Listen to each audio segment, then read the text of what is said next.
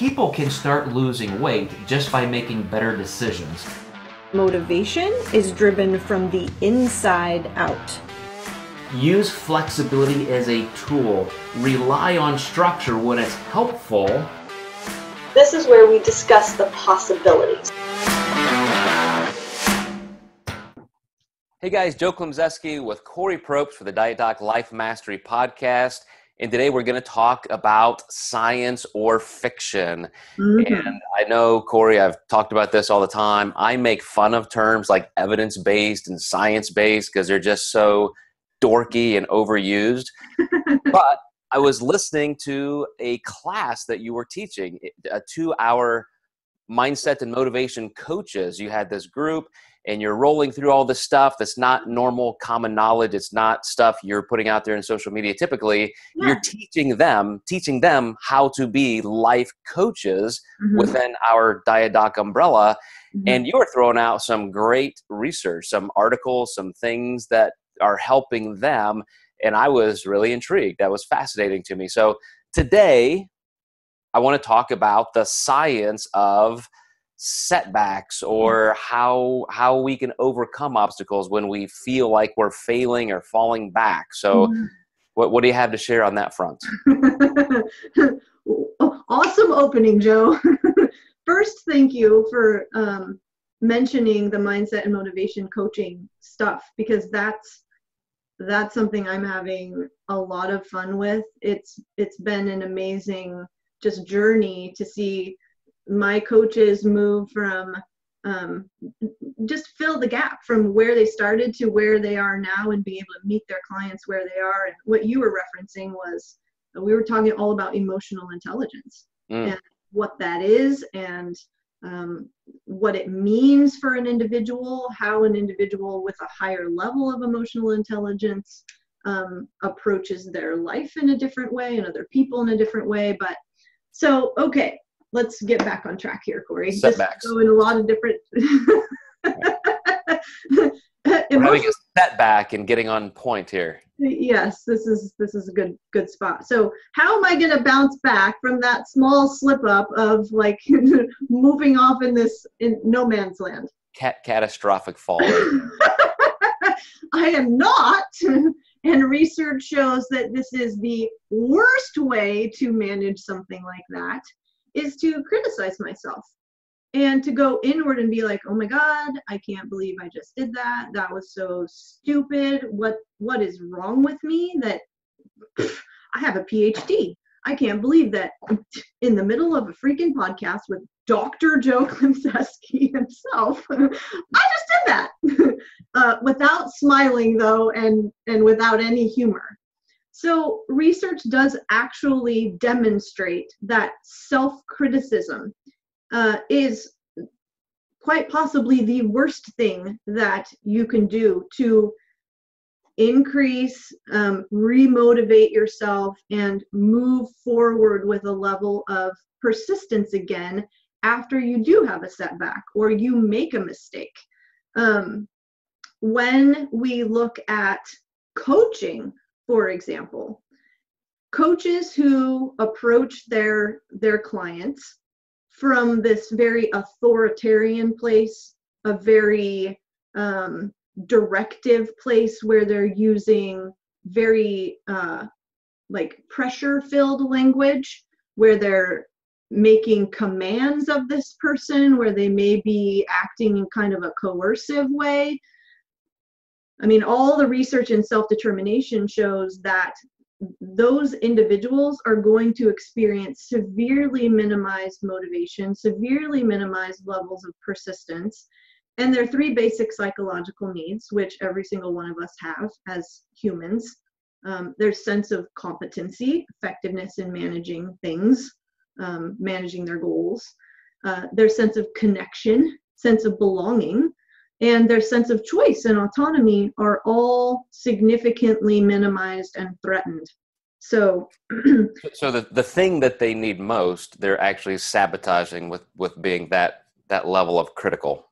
Absolutely, yes. And isn't that, I hate to get too dark, but isn't this something that's learned, I mean, from parenting, the phrase hurt people. I mean, is that something that is tough to get out of or recognize in yourself? I don't think it's tough to recognize. I do, in my experience, feel like it's tougher to get out of. I literally just got off of a mental edge coaching call with one of my clients, and we were discussing this very concept. And here's where I get to start talking about self-compassion. When I say self-compassion, here's the typical response I get. Oh, self-compassion is that's way too soft. I'm not, no. Right? I was going to say that does, God, it just, I don't want to say branding. It's almost like you just need a phrase that sounds more forward moving, because self-compassion sounds weak, like you're going to weaken me or make me, as your client said, softer. Yes. So what does that really mean? Get me past that hurdle of just the words. Yeah, that's exactly where I was at with my client. And it's too soft. I feel weak. I feel like if I do self-compassion, that's not going to move me in the direction I need to move in. I need to be harder on myself. And, coming back to what you had said before, I do think it comes from, how we were raised and the words that we heard and how we saw our caregivers like buck up and, not show any emotion and just get it done and hustle, just hustle.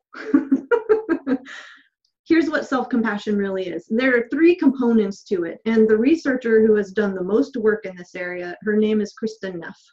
Okay, so if anyone wants to look her up, go look her up. The first component is self-kindness. Again, like that can, to a lot of people, it sounds really soft. It sounds kind of weak, except here, and you and I have had this discussion, and I think when I explained it I had to explain it in a certain way in order for you to kind of quote unquote get it. And it was, when a really good friend of yours who you value and care about is having a difficult time or facing some sort of adversity, how do you respond to that person? Right? You're kind, you're compassionate. You listen to that person. You aren't like, oh, you'll be fine. You'll get over it. But that's what we do to ourselves. Get over it. Like, no, you feel bad. Like, step over that, move on. So the first part of it is self-kindness. It's being able to say, oh, ooh, okay, that smarts, that hurts, not feeling good here. This isn't how I would have had that go down. This is not ideal. I don't feel good. This is super uncomfortable. It's acknowledging it and then being able to say, and you know what? You're okay. You're okay. So I know the human propensity to categorize things dichotomously, like this is right, this is wrong, this is the way you do it, this is the way you don't do it. Immediately I can hear people thinking, okay, well that is like, oh yay, pick yourself up and be kind to yourself. But that doesn't necessarily move me toward forward progress. And my contention is you can do both. Yes. But I would like to use this example and hear your thoughts. As a parent, I was just having this conversation with my wife saying, in this moment, this particular context, I really want to do this thing that helps this child. Mm-hmm. But man, I know for the long term, it's better to let them work harder, let life kick them in the teeth a little bit, because I will potentially weaken them if I show too much kindness, if I rescue them. So very different to rescue someone. But for like in that situation, I think where we need to go is I want to position myself in a way that positions them to be able to recognize what their choices are. When we go into very defensive, self-critical mode, what is typically happening is we're not recognizing what our choices are.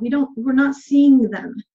And so by giving ourselves that kind space, we move into even physiologically a place where we can say, okay, I have choices here. What are they? So we're no longer necessarily feeling threatened. Okay. So for your child, it would be, I have experience they don't. Perhaps I could share some of that with them, but then say, you're a different person. Let's look at all of the choices that we have, and I would love to help you pick one. That's pretty kind. It's not rescuing in any way because you're asking for their feedback at the same time. So back to ourselves. Yep. The first step being, show a little self-compassion, self-kindness, and then let that move you towards some objective progress, whereas the criticism just kind of melts you into a pool of nothingness. Well, first, it's self-kindness is not ignoring that something sucks.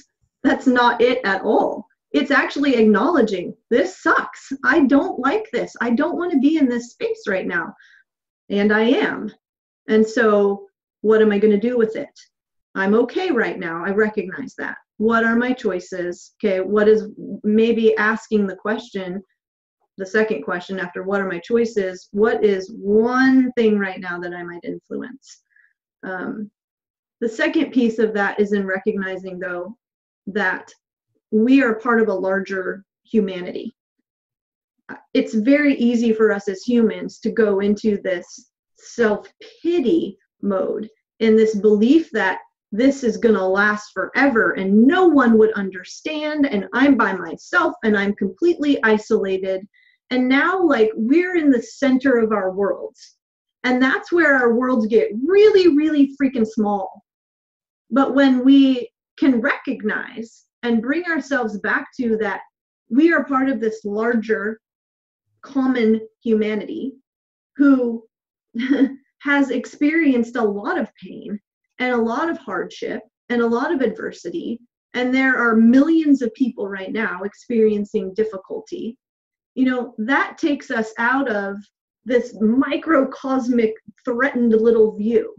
And it's a place where we can say, okay, I know a lot of people who have had setbacks and who have been able to move forward positively and in a more optimistic and kind and compassionate way. Okay. Less threat there, right? And we're now more open to viewing the choices again that we may have in front of us. But it also puts us in a place too where we're like, I don't have to deal with this on my own. Who is out there that I may reach out to and ask for support from? So I wonder if you, I'm sorry, can I interrupt for a second? Mm-hmm. I wonder if you have kind of a script or you coach people through that transition point, because in the coaching call that I mentioned earlier, you said when people are feeling something highly emotional, if you're definitely let yourself cry, punch the wall, go murder somebody if you need to, but then come back. I think you said that. I'm an awesome coach. But then it's time to say, okay, those 2 minutes or those 10 minutes are up. Now let's sort through it. So somebody's feeling critical. Somebody's feeling like, man, I just blew that. Oh my gosh. Maybe there is some value in saying, okay, obviously I did something wrong. Let me feel that in some way, but transition to use it to my benefit. Well, how do you make that transition? Well, yes, there is value in taking responsibility. Let's call it that. And there's a difference between taking responsibility and shaming yourself. Gotcha. Okay? Guilt is a very positive emotion because it moves us typically in a positive direction. Shame is, I'm wrong. Guilt is, this was handled in the wrong way. Okay, so we're not personalizing it and internalizing it. Part of moving a person across that gap is first education. What is happening here? Can we just take a step back and assess and recognize what this approach is creating for you right now? When I suggested in that video that you were listening to, that we give ourselves the space, whether it be 2 minutes, 5 minutes, or 10 minutes, to, have the little tantrum, have the little self-pity party, get angry, cry, but at some point we need to stop that. I mean, why people get depressed because they allow the sadness to continue forever. They're not taking a step in a different, more positive, more generative direction. They're not reaching out to people. They're not getting different opinions. They don't see or recognize the choices. So again, to your question, it would be moving them from point A to point B would be, okay, now that we're here, like, what are our choices here? Let's assess this from every angle possible. Okay. When there's a setback, we're not, and we're reacting that way, microcosmic little world, we're not seeing what our choices are. I think, did I answer your question? Yeah, and it reminds me again just of the power of habit in that, everything you said kind of points back to self-awareness. And this is, I'm doing this again. I'm being too self-critical. I think I'll be critical about being critical. But if I can get myself to recognize that and say, okay, now what's that best thing, that best next step? Yeah, and then those synapses start kind of grooving in that direction, and it just becomes easier over time. It's so valuable. And with my clients, I'm asking, okay, what are your tendencies?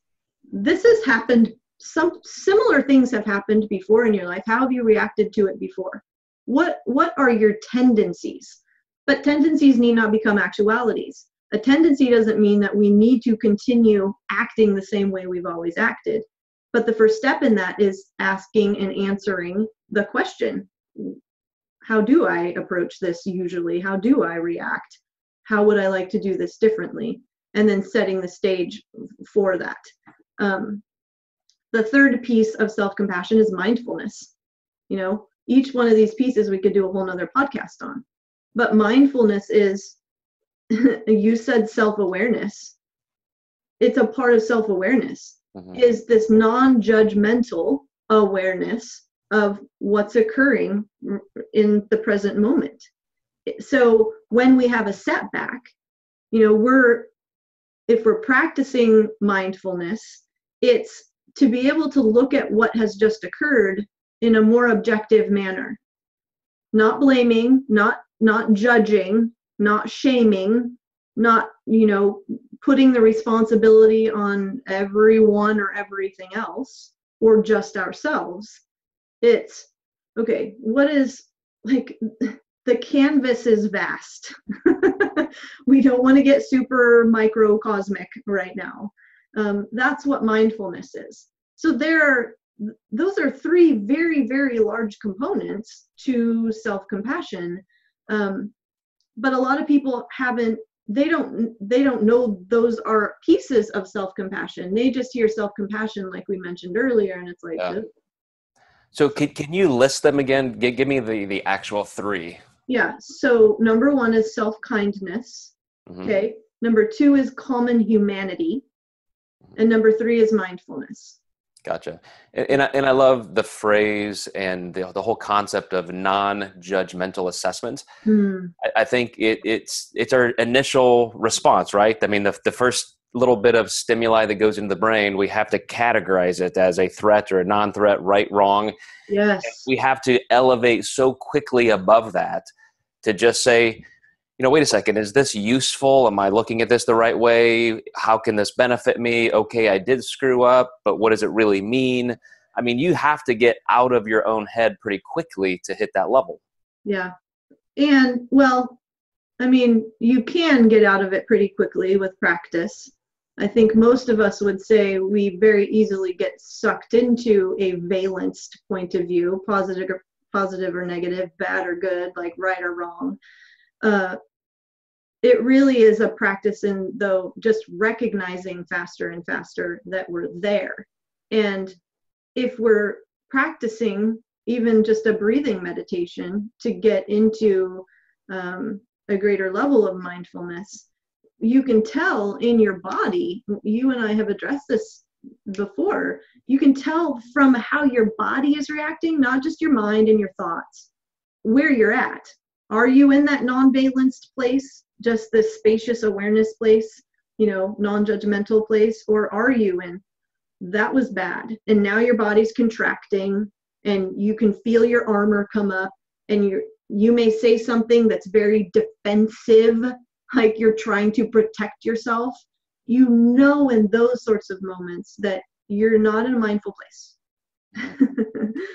Well, and so there you go, guys. We have self-compassion gets a check mark in the science, not fiction category. You need self-kindness to propel yourself toward greater production, moving out of those setbacks into some forward progress again. So thank you, Dr. Kori Probst, health psychologist extraordinaire. That was a pretty awesome conversation.